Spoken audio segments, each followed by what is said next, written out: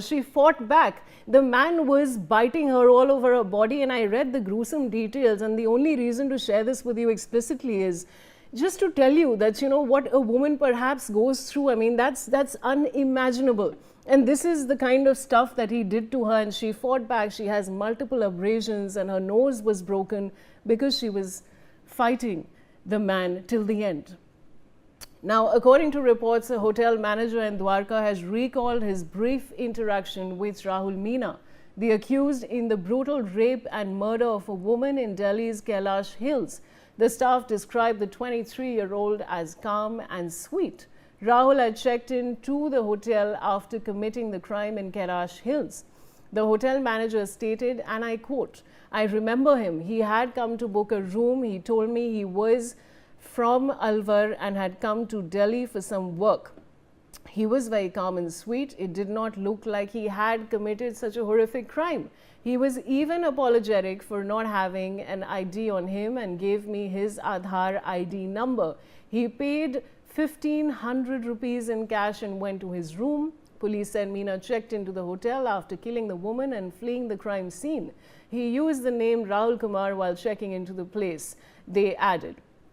And very comfortably, viewers are also read that he easily ordered chicken curry. And these perhaps are the psychopathic tendencies that I was talking about, that, you know, nobody could figure out that he has just committed this gruesome crime and walked into a hotel room. And Mr. Rao, the question that I was asking Khushbu is a question that I also want to ask you as the former DCP of the Delhi police. We're of course apprising our viewers of the facts of this case, but do you not think it's high time that we have more stringent rules and more stringent measures so these kind of acts do not happen again?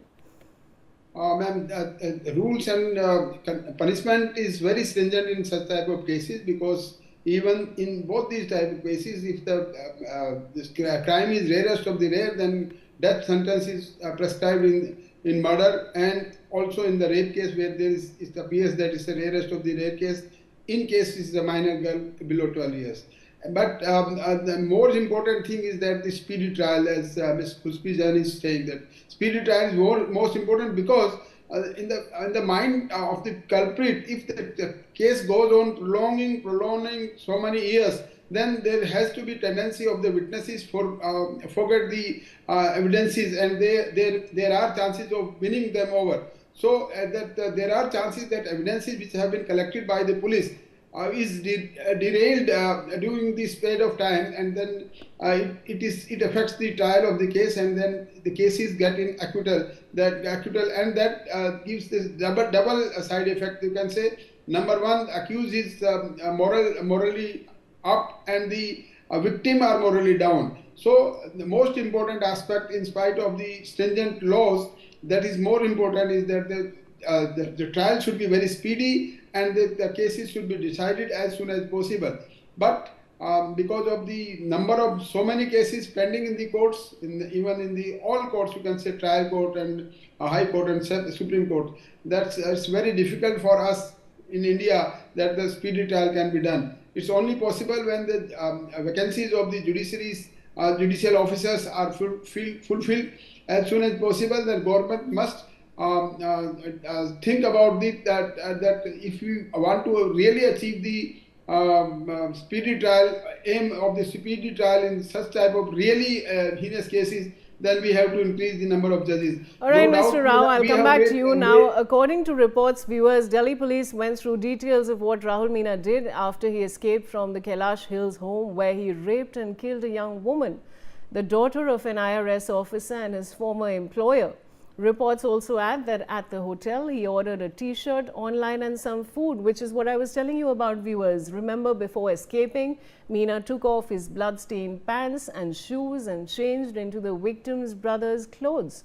Police on Friday said they found Meena's blood-soaked clothes along with the victim's brother's pants, footwear and bag. Meena was arrested the same day. And Khushbu, I want to come to you. I mean, we're going to be concluding this debate.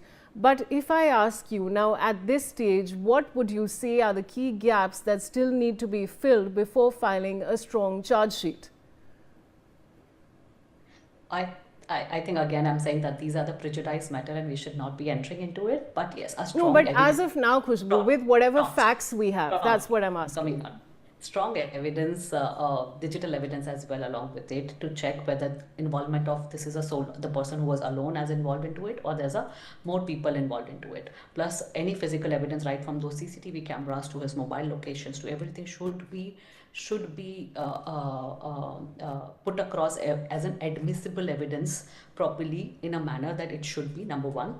Number two, also the part that I was just as I was talking about, that though BNS and other new laws did talk about speedy trials, I think these are the cases which should invite for speedy trial.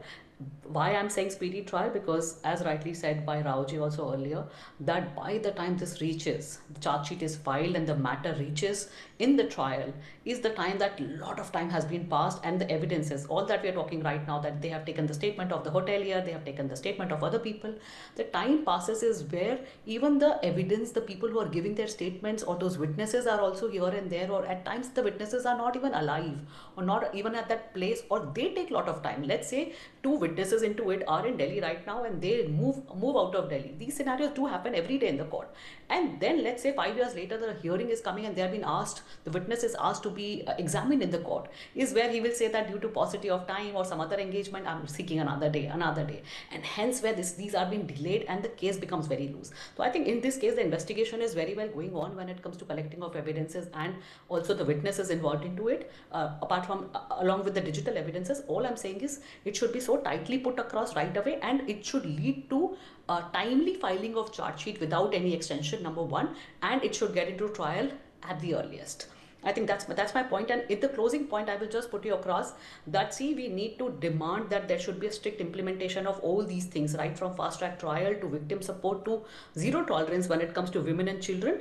But at the same time, we need to understand, or I have to say, because we have been saying that again and again, that if as a society we cannot guarantee that women and children will be safe in their own homes, schools, offices, NGOs, hospitals, then the least we can do is we can ensure that those who shatter that safety face the stricted consequences of law that allows, and that also in a very timely manner, so that it becomes a deterrent tomorrow.